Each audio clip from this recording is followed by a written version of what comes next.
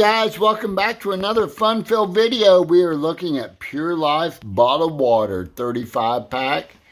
It's only a little over 300 bucks per year, and you get to cart it home from Walmart, and you get microplastics in your body and all that stuff. It's awesome. Okay, you guys, so what I have here is a ppm meter, which is particles per million. The lower the number, the more pure the water is. So this one right here is Faucet water, 98.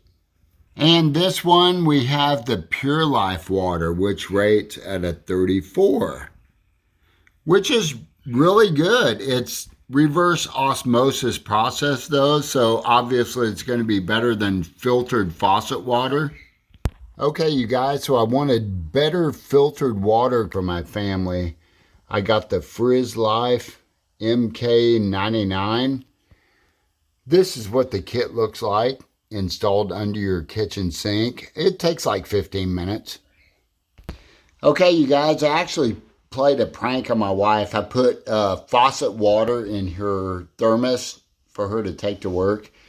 She didn't even notice a difference. I think it's all a mind thing, honestly. But okay, you guys, so my faucet water being in the 90 range shows excellent for filtered water. So that's what you want to look for. You want to check it out and make sure that the rating is within these ranges. Okay, what do you guys think? I mean, if you can't tell the difference between faucet and bottled water, and you like carting water home and paying over $300 a year for bottled water, I guess it's awesome, but let me know what you think.